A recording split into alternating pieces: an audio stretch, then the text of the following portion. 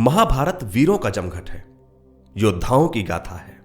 हर किसी को हर मुश्किल में इसके किसी न किसी पात्र से संबल मिलता है। इसकी कोई न कोई कथा आपके जीवन को प्रेरित करती है। योद्धाओं की वचनबद्धता, कर्तव्य परायणता, कृष्ण के संदेश, ये सब मिलकर के हमारे जीवन को एक नई दिशा देते हैं। लेकिन आज विषय कुछ अलग है। आज महाभारत के उन दो पात्रों की चर्चा है जिनके लिए हम कभी एक मत नहीं होते। और महाभारत के ये दो पात्र हैं कर्ण और अर्जुन। कई बार हम कहते हैं कि कर्ण बड़ा है, अर्जुन कुछ नहीं था।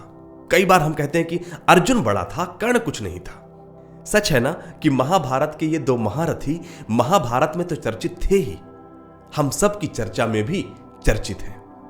और इस चर्चा में कई लोग कर्ण की ओर हो जाते हैं और कई लोग अर्जुन की ओर, और फिर बिना किसी निष्कर्ष में पहुंचे अपना अपना सत्य लिए ये चर्चा खत्म हो जाया करती है।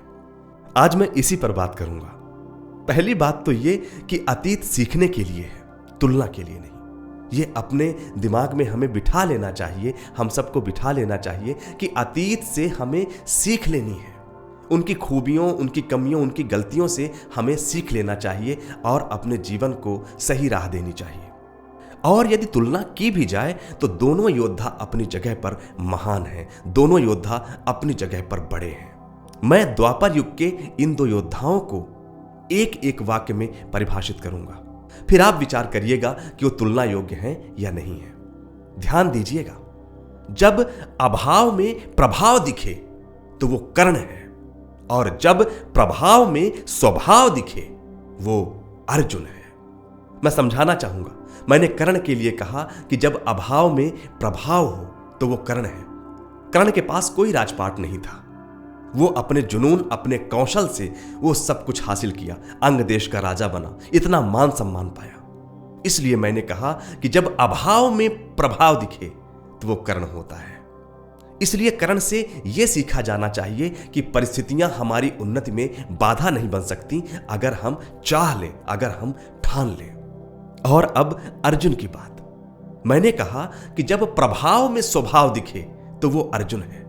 देखिए, जब आप संपन्न हो, जब आपके पास सब कुछ हो, एक प्रभाव हो, और तब भी आप में विनम्रता हो, सीखने की ललक हो, ऐसा स्वभाव हो, तो वो अर्जुन है। इसलिए मैंने कहा कि जब प्रभाव में स्वभाव दिखे तो वो अर्जुन है।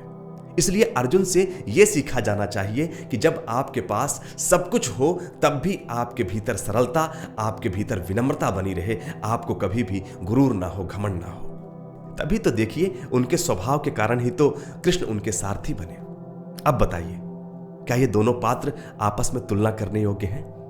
नहीं, इन दोनों पात्रों से बड़ा संदेश लिया जा सकता है। इसलिए यह प्रश्न सटीक नहीं है कि कर्ण और अर्जुन में कौन बड़ा है, बल्कि यह प्रश्न यदि ऐसा हो कि कर्ण और अर्जुन में अंतर क्या है तो बात कुछ ठीक ठाक बैठती है। हमें इन दोनों महारथियों से सीखना चाहिए। कर्ण से सीखना चाहिए कि जब कुछ ना हो तब भी अपने कौशल से, अपने पौरुष से सब कुछ हासिल करना। और अर्जुन से सीखना चाहिए कि जब आपके पास सब कुछ हो तब भी अपनी विनम्रता, अपनी सरलता, अपना धैर्य बनाए रखना। इसलिए एक बार फिर से समझिए, जब अभाव में प्रभाव दिखे तो वो कर्ण, और जब प्रभाव में स्वभाव दिखे तो वो अर्जुन, और हां, जब स्वभाव में अभाव दिखे तो वो दुर्योधन। बहुत बहुत धन्यवाद।